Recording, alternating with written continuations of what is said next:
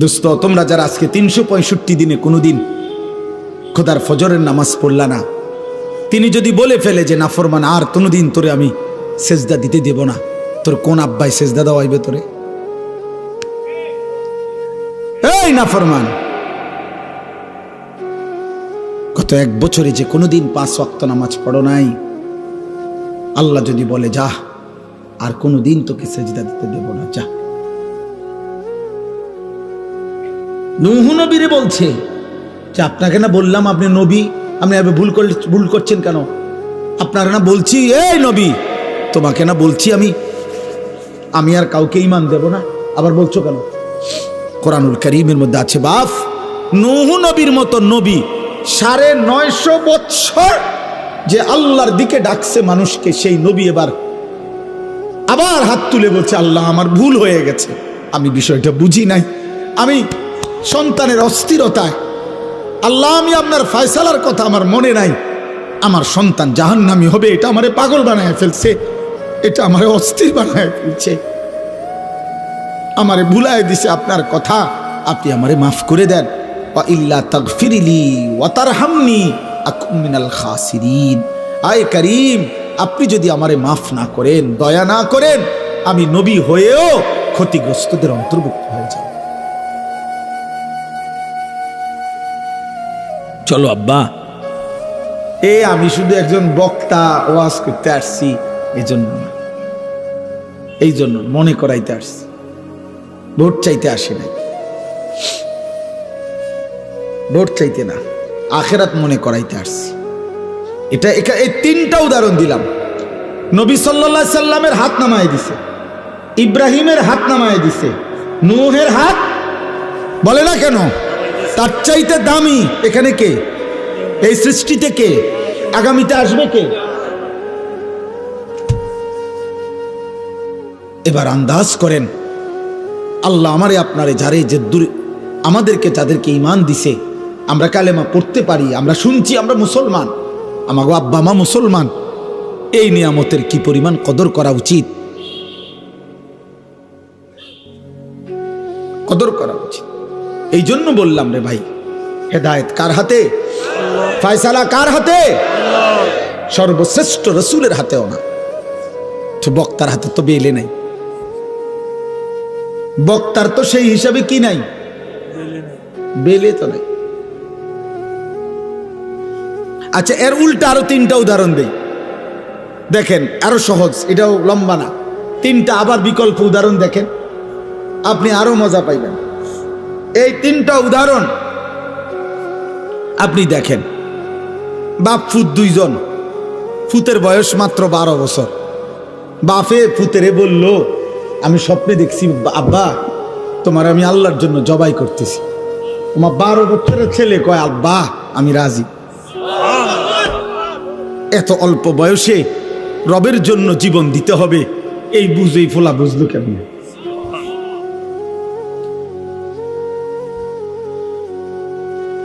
আল্লাহ বলছে দেখো তো এবার ইব্রাহিম আবার ইসমাইল, আমি আল্লাহ 2 জনকেই পূর্ণ ঈমানওয়ালা বানায় দিলাম, এটাও আমার ফয়সালা। আচ্ছা, এবার আবার শুনেন, 10 বছরের একটা ছেলে, সে 10 বছর বয়সে বাড়ির থেকে তার ভাইরা তারে বাইর করে দিয়া কূপে ফেলে দিছে। সে 10 বছর বয়সেই বাবার থেকে বিচ্ছিন্ন, মার থেকে বিচ্ছিন্ন। এরপরে একটা বাজারে কৃতদাসের মতো বিক্রি হয়েছে। একটা বাড়িতে যারা সবাই ছিল মূর্তি পূজক, যারা সবাই প্রতিমার পূজা করত, এই মূর্তি পূজক ফ্যামিলিতে এই ছেলেটা 10 বছর বয়স থেকে বড় হয়েছে, যেখানে তার মা নাই, বাবা নাই, দাদা নাই, দাদি নাই, নানা, চাচা, মামা, ফুফা কেউ নাই, ঈমানের কোনো পরিবেশ নাই, কেউ নাই। একটা মানুষ তাকে লা ইলাহা ইল্লাল্লাহ শোনাবে এমন কেউ ছিল না যার। কিন্তু 10 বছর বয়স থেকে কুফুরির ঘরে বড় হয়ে এই যুবক যখন প্রাপ্তবয়স্কে এক সুন্দরী রমণী তাকে যখন জিনার জন্য ডাকছে, যুবক তৎক্ষণাৎ আল্লাহকে ডাক দিছে। কে তারে শিখাইলো? মালিক। ক্বালা মাযাল্লাহ, জুলাইখার আমন্ত্রণে ইউসুফ চিৎকার দিয়ে বলছে, আমি আল্লাহকে ভয় করি, আল্লাহর কাছে পানাহ চাই। ইন্নাহু রাব্বি আহসানা মাসওয়াই, আমার সেই আল্লাহ যিনি আমাকে জন্ম থেকে এই পর্যন্ত বড় উত্তম ভাবে লালন পালন করেছেন। ইন্নাহু লা ইউফলিহুজ জালিমুন। ইউসুফ আলাইহিস সালাম জুলাইখাকে মোট 3টা কথা বলছে। 1 নাম্বার বলছে, জুলাইখা তোমার এই হারাম প্রস্তাব থেকে আমি আল্লাহর পানাহ চাই। 2 নম্বরে বলছে, জুলাইখা আমার আল্লাহ আমারে বড় বেশি যত্ন করে লালন পালন করেছে জুলাইখা। 3 নম্বরে বলছে, ইন্নাহু লা ইউফলিহুজ জালিমুন। জুলাইখা কিয়ামত পর্যন্ত মনে রাখবা, কোনো পাপী, কোনো নাফরমান আল্লাহর অবাধ্য বান্দা কখনোই সফল হয় না। কে তারে এই বুঝ দিল? কে? বুঝছেন উনি কে? ইউসুফ। আরেকজন সে হলো যে ছোট্টবেলায় জন্মের পরেই কোলে বাচ্চা, কোলে দুধ পান করা অবস্থায় আল্লাহর হুকুমে তার মা তাকে কুয়াত পানি ফেলে দিছে। বাক্সতে ভরে কি করে দিছে? পানিতে ফেলে দিছে। তাইলে এই বাক্সতে ভরে পানিতে ফেলে দেওয়ার পর থেকে তারে, এই বাচ্চাটাকে আল্লাহ চিনাবে কে? আখেরাত চিনাবে কে? তাকে নেককার চিনাবে কে? কিছুই জানে না। তাকে আল্লাহ তাআলা পৌঁছায় দিছে এমন এক ঘরে, যেই ঘর শুধু কুফুরের ঘর না, কুফরের সর্দার, কুফরের সবচেয়ে বড় দাবিদার, খোদা দাবিদার বেঈমানের ঘরে, ফেরাউনের ঘরে বড় হইছে, ফেরাউনের ঘরে, বেঈমানের ঘরে, খোদা দাবিদারের ঘরে। কিন্তু সেই ঘরে এই কোলের বাচ্চা বড় হইয়া আগামী দিনে এই বাচ্চাই রাসূল হয়ে গেছে। আসমানওয়ালা বলেন, আমি বানাইছি। আমি ফেরাউনের ঘরে তারে আল্লাহ চিনাইছি, আমি জুলাইখার ঘরে তারে আল্লাহ চিনাইছি। সুবহানাল্লাহ, সুবহানাল্লাহ। এই জন্য দোস্ত এই তিনটা 6টা উদাহরণ দিলাম। মূলত হেদায়েত কার হাতে? ফয়সালা কার হাতে? পরিবর্তন কার হাতে? কিশোর ভাই, যুবক ভাই, বয়স্ক ভাই, পর্দার আড়ালের মা বোন, প্রত্যেকে আপনাদের সবার কাছে আমার অনুরোধ, আমি আর লম্বা করতে চাই না। লম্বা করা যাইতো কিন্তু উচিত না, কারণ আশপাশের বাসাবাড়ির মানুষ, তাদের ঘুমের সময় কষ্ট হয়। যত কিছুই আপনারা বলেন, আপনাদের ভাল লাগলেও কিন্তু ঘরওয়ালাদের কষ্ট হয় ভাই। মাইকের আওয়াজ কষ্ট পায় মানুষ, অনেকের ঘুমের কষ্ট হয়, ক্লান্ত মানুষ, মহিলা, অসুস্থ, বাচ্চা। এই জন্য খুব রাত করা আসলে ইনসাফ না, খুব রাত গভীর করা উচিত না। এই জন্য আমি আপনাদের কাছে, এই যুবক ভাই, তোমাদের সবার কাছে অনুরোধ করছি, ভাইয়া জীবনটা সুন্দর করো। আল্লাহ নিজের হাতে ঈমান দিছে। আব্বা, তোমারে মা বাপ মুসলমান দিছে, যারে আল্লাহ ঈমান দেয় নাই সে আল্লাহ চিনে নাই, তার দুর্ভাগ্য কিয়ামতের দিন দেখবে। আরে দুনিয়ায় যারে আল্লাহ একটা বাচ্চা দেয় নাই, ওই মা বুঝে দুনিয়া কত কষ্টের, ওই বাবা বুঝে দুনিয়া কত কষ্টের। অতএব আমি অনুরোধ করলাম, এই রাত গভীরে এবার আমি আয়াতগুলোর তর্জমা বলি, শেষ তাইলে আমার কথা। আমাদের প্রত্যেকেই শুধু আয়াতের তর্জমা বলার আগে 30 সেকেন্ড আপনারা প্রত্যেকেই নিজ নিজ জায়গায়, আমিও, আপনারাও ভাববেন শুধু একটা জিনিস, যে চোখ বন্ধ করে দেখবেন 30 সেকেন্ড শুধু একাকী নিজের কল্পনা করবেন যে আমি এখন যে অবস্থানে আছি, আমার জিন্দেগির গুনাহ বেশি নাকি নেকি বেশি। বুঝেন না হিসাবটা? এরপরের সেকেন্ড কল্পনা করবেন, আমি এই মুহূর্তে যদি আল্লাহর সামনে দাঁড়াই আখেরাতে, আমি আমার মালিকরে কি বলবো? কোন আর এই 30 সেকেন্ড কোন? আপনি বন্ধ করেন, চোখ বন্ধ করেন।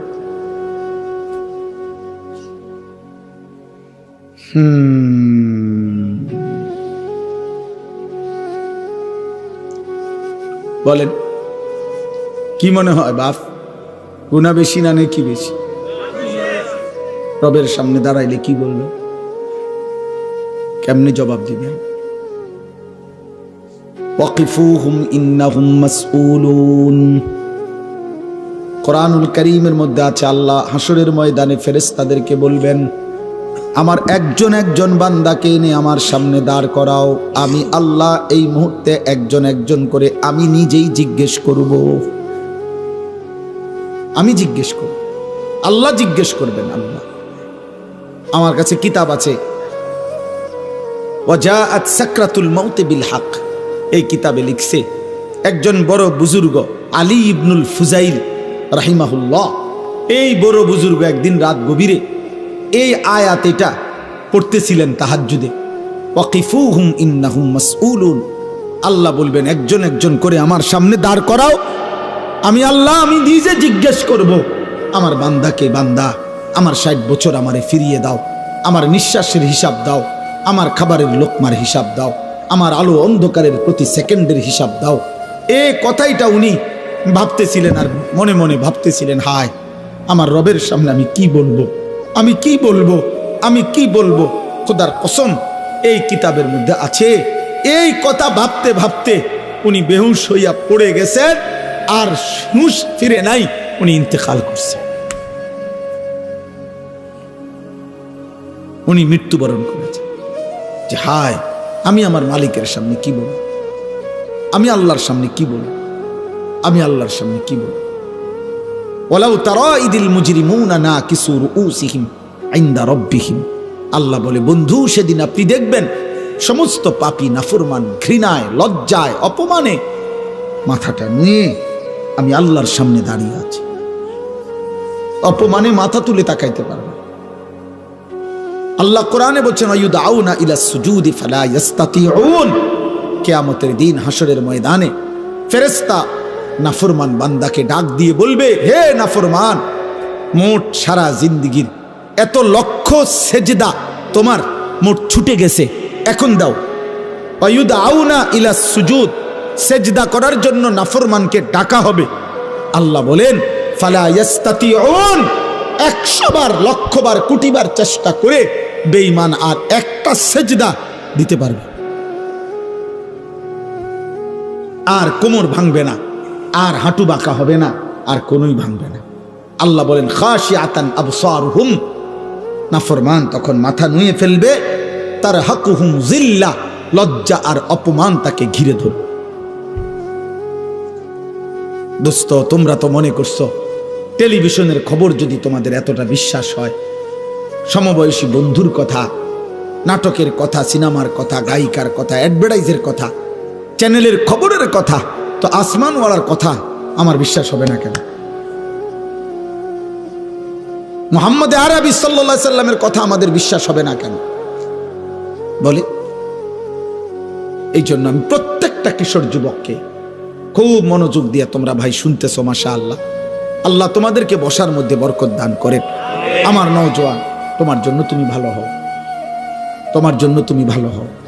তুমি নষ্ট হলে, চরিত্রহীন হলে এই পৃথিবী তোমার মনে রাখবে না। কোনো পাপী, কোনো অসভ্য, কোনো চরিত্রহীন, কোনো লম্পট, কোনো বেহায়া, কোনো নাফরমানকে পৃথিবী শ্রদ্ধার সাথে ভালোবাসি স্মরণ করে না, স্মরণ করে না রে আব্বা। আমি প্রত্যেক দিন বলি, ফেরাউন এই নামে পৃথিবীর মানুষ কোনো কুত্তার নামও রাখে না, নমরুদ এই নামে পৃথিবী কোনো কুত্তার নামও রাখে না, আবু জাহেল এই নামে পৃথিবীর মানুষ কোনো কুত্তার নামও রাখে না, আবু লাহাব এই নামে পৃথিবীর মানুষ কোনো কুত্তার নামও রাখে না। কিন্তু সেই বেলাল, যাকে উত্তপ্ত বালুর মধ্যে বুকে চাপা দিয়া, পাথর চাপা দিয়া রাখছে, যে একটা কৃতদাস ছিল, যে একটা হাবশি কালো গোলাম ছিল, যে মদিনার মধ্যে মক্কায় যার নিজস্ব বাড়িঘর ছিল না, সেই বেলাল আল্লাহকে রাজি খুশি করছে। আজ কোটি কোটি ইমানদারের সন্তানের নাম বেলাল। বেলাল। অতএব ইমানদারের নাম থাকে, সেজদাওয়ালার নাম থাকে, বন্দিগিওয়ালার নাম থাকে।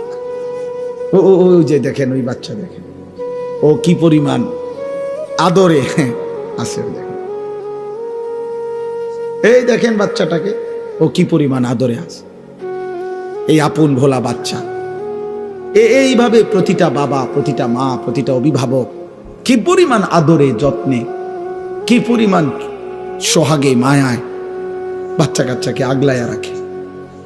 মা 2টা বছর দুধ পান করাইতে কতবার গালে মুখে চুমা দিছে। একজন মা তার বাচ্চাটাকে কত মহিলার কাছে, কত পুরুষের কাছে কোলে তুলে দিছে। দাদি, নানি, চাচি, মামি, ফুফির, খালার কুলে ওরে দোয়া করে দেন, ওরে হাত মুছে দেন, আল্লাহ যেন ওরে মানুষ করে, মানুষ করে, মানুষ করে। বাবায় কতবার বলছে, হুজুর আমার ফুলাটারে দোয়া করে দেন, দোয়া করে দেন।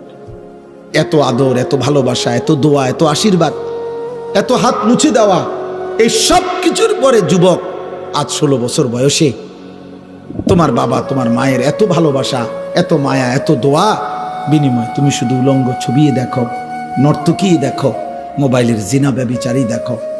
এক ওয়াক্ত নামাজ পড়তে চায় না, একদিনও না, কোনোদিনও ফজরের নামাজ পড়লা না। হায় রে মুসলমানের সন্তান, এমন বদনসিব কেমনে হইলি বা, এমন দুর্ভাগা কেমনে হইল? এমন মালিক তোরে কে বুলাহে দিল রে বাবা? এমন সৃষ্টিকর্তা কেমনে ভুলে মানুষ? এমন মেহেরবান রব কেমনে ভুলে গেলি বাবা? বলে আফসুস করা উচিত, আফসুস, আফসুস করা উচিত। চলেন তর্জমাটা দেখেন। এই তর্জমার অর্থ হলো, যেই কোনো বান্দা জীবনের শেষ মৃত্যুর পূর্ব পর্যন্ত গড়গড়া, মৃত্যুর একটা যন্ত্রণা আছে, মৃত্যুর একটা শেষ নিঃশ্বাস টানা আছে। মানুষ শেষ টাইমে আজরাইল আসার পূর্ব মুহূর্তে সাকরাতুল মউত, মৃত্যুর যন্ত্রণা শুরু হয়, তখন মানুষ নিঃশ্বাস টানে। এটারে মরণের নিঃশ্বাস বলে। যারা বিবেকবান, সচেতন, ওরা বুঝে যে উনি আর টিকবে না, উনি আর থাকবে না। এই নিঃশ্বাস, শেষ নিঃশ্বাস টানার আগ পর্যন্ত, সাকরাতুল মউত আগ পর্যন্ত, গড়গড়া মৃত্যুর যন্ত্রণা আসার আগ পর্যন্ত আল্লাহ রসুল শুনাইছেন, আল্লাহ বলে দিছেন, বান্দা এর পূর্ব পর্যন্ত তুমি যদি কোনো একদিন কোনো সময় তোমার মনে পড়ে তোমার পুরা হায়াত তুমি ভুল করছো, গুনাহ করছো, নাফরমানি বেশি করেছো, তো ঠিক যখনই মনে পড়বে কোনো দিকে না দৌড়াইয়া আমি আল্লাহর কাছে আইসো। ঠিক যখনই আসবা আমার কাছে শুধু 3টা কাজ করবা। তুমি দিল দিয়া বলবা আমি গুনাহ ছেড়ে দিলাম, আর করব না, ওয়াদা দিলাম, আমি মাওলা লজ্জিত, মাফ চাইলাম। আল্লাহ বলে 3টা যদি অন্তর দিয়া বাস্তবিক অর্থে আমারে বুঝাইয়া বলতে পারো, আমি রব কসম করে বললাম আসমান পর্যন্ত ছোঁয়া গুনাহ আমি মাফ করে দেব। তুমি আইসো আমার কাছে, যেদিনই মনে পড়বে তোমার, যেদিনই ভুল বুঝবে তুমি বান্দা, আমার কাছে আইসো, কারো কাছে যাইও না। কুল ইয়া ইবাদিয়াল্লাযীনা আসরাফু আলা আনফুসিহিম, এই যে সূরা জুমার 39 নম্বর সূরা, 24 নম্বর পারার 53 নম্বর আয়াত। এই আয়াতটা, এটা অর্থ কোরআনুল কারীমে আল্লাহর মহানুভবতা, আল্লাহর মাগফিরাত, আল্লাহর দয়া, মায়া, রহমত, আল্লাহ তাআলার উদারতার সবচেয়ে শ্রেষ্ঠ আয়াত এই আয়াত। তাফসীরে আছে, হযরত আব্দুল্লাহ ইবনে মাসউদ বলছেন, আল্লাহ নবীর কাছে কিছু লোক এসে বলছিল, হে মুহাম্মদ, তাফসীরে কুরতুবিতে আছে, আমরা কালেমা পড়তে চাই, কিন্তু তুমি কি জানো মুহাম্মদ আমাদের গুনাহ কি পরিমাণ?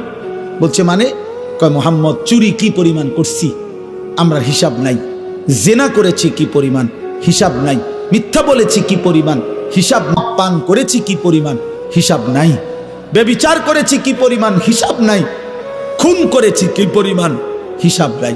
মুহাম্মদ প্রতিটা গুনার কোনো কুল কিনারা নাই, হিসাব নাই। মুহাম্মদ তোমার আল্লাহকে একবার জিজ্ঞাসা করো, আমরা তো শুধু শিরিক করি নাই, বরং এই পরিমাণ গুনাহ করছি যে জীবনটা শেষ করে দিছি। এখন তোমার আল্লাহকে বলো উনি কি পরিমাণ মাফ করবে, উনি কদ্দুর মাফ করতে পারবে, ওনারে জিজ্ঞাসা করো। আল্লাহ তাআলা এই তখন এই আয়াত নাজিল করে বলছে, কুল, হে নবী আপনি বলুন, ইয়া ইবাদিয়াল্লাযীনা আসরাফু আলা আনফুসিহিম, হে আমার বান্দারা, তোমরা যারা তোমাদের পুরা জীবন গুনার উপরে শেষ করে ফেলেছ, লা তাকনাতু মির রাহমাতিল্লাহ, তবুও তোমরা আমি আল্লাহর রহমত থেকে নিরাশ হইও না, আমার কাছেই আসো, অন্যদিকে যেও না। ইন্নাল্লাহা ইয়াগফিরুয যুনুবা জামিআ, আমি আল্লাহ ওয়াদা দিলাম নিশ্চয়ই আল্লাহ সমস্ত গুনাহ একসাথে মাফ করে দিবেন। কুফর সব মাফ, শিরিক সব মাফ, কবিরা সব মাফ, সব মাফ, সব মাফ, সব মাফ। তুমি আমার কাছে আইসো না, আমার কাছে। ইন্নাহু হুয়াল গফুরুর রহিম, আল্লাহ বলে কেন মাফ করব না বান্দা, তুমি জানো না আমি গফুর, সব ক্ষমা আমার কাছে, আমি রাহিম, সব মায়া আমার কাছে, সব ক্ষমা আমার কাছে, সব মায়া আমার কাছে বান্দা, আমি গফুর, আমি রাহিম। তাহলে এখানে আল্লাহ উত্তর দিচ্ছেন, গুনাহ পাপ অপরাধ যে পরিমাণই হোক আল্লাহ কি করে দিবে, বলেন না কি করে দিবে। এখন শর্ত হইল, প্রশ্ন হইল কি করতে হবে, বলেন কি করতে হবে। এই পরের আয়াতে এখানেই শোনেন, আল্লাহ বলছেন 54 নম্বর আয়াতে, ও আনিবু ইলা রব্বিকুম, 1 নম্বর কাজ, তোমরা তোমাদের রবের নিকট তওবা করো। আনিবু আই তুবু আই ইরজিউ, তোমরা তোমাদের রবের কাছে ফিরে আসো, তোমরা তোমাদের রবের কাছে তওবা করো, তোমরা তোমাদের রবের কাছে এনাবাত ঝুঁকে আসো, এদিকে আসো, রবের কাছে আসো। কি করো, কথা বলেন না কি করো, ওরে ভাই শেষ করে দিচ্ছি, বলেন কি করো, তওবা করো, তওবা, তওবা, তওবা।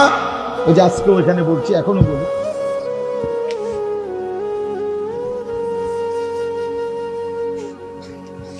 শায়েখের মতো বুঝাই দেয়।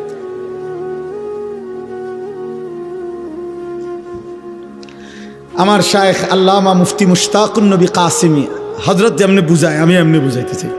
হযরত এইভাবে লিখে বুঝাইছেন যে এই যে চ আকার চা, এটা কি চা, এটা লিখছি না চা, তো এটাই তো চা, ঠিক না? না, এটা চায়ের শব্দ। চা কোনটা? চা পাতা, চিনি, ফানি, তিনটা মিললে যেটা হয় এটা চা, এটা চায়ের শব্দ। এই জন্য তওবা, এটা তওবার শব্দ, আস্তাগফিরুল্লাহ এটা তওবার শব্দ। কিন্তু তওবা হলো 3 জিনিসের নাম। 1, পূর্বের সব গুনাহ ছেড়ে দেওয়া। 2, আর করব না ওয়াদা দেওয়া।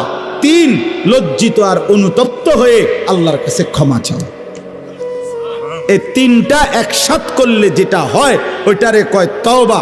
ওইটা যদি সত্যিকার হয়, ওইটা যদি দিল থেকে হয়, ওইটা যদি বাস্তবসম্মত হয়, আল্লাহকে তো আর ফাঁকি দেওয়া যাবে না। যাবে? আল্লাহ ভিতর বুঝেনি, আল্লাহ অন্তর বুঝেনি, আল্লাহ দিল বুঝেনি, আল্লাহ বাস্তবতা বুঝেনি, আল্লাহ তাআলা সব জানেনি, আল্লাহ আমার খাসিয়ত জানেনি।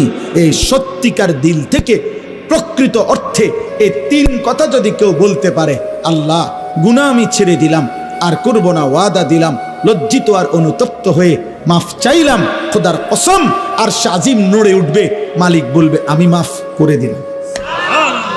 যদি বলেন কদ্দুর, আল্লাহ বলবেন তুই না কবি কদ্দুর, এই বেটা কদ্দুর দরকার তোর, মাফ। আসমান ছোঁয়া মাফ, সমুদ্রের ফেনা পরিমাণ মাফ, হিমালয় পর্বতের উচ্চতা মাফ, মাফ, জমিনের বালুকণা পরিমাণ মাফ, মাফ। লাউ বালাগাত যুনুবুকা আনানাস সামা সুম্মা ইস্তাগফারতানি গফারতু লাকা ওয়ালা উবালি, কোনো পরোয়া করব না, মাফ। কেউরে কিছু জিগাইতাম না, 2-1 লোক লইয়া লই আগে, এও তুমি জিঙ্গাও তারে আসলে ঠিক কয়নি না হুদা। আল্লাহ বলবেন দা কেউরে জিগাইতে না, আমি বুঝ পাইলে হয়েছে, আমি দেখব দিল, আমি মাফ করে দেব।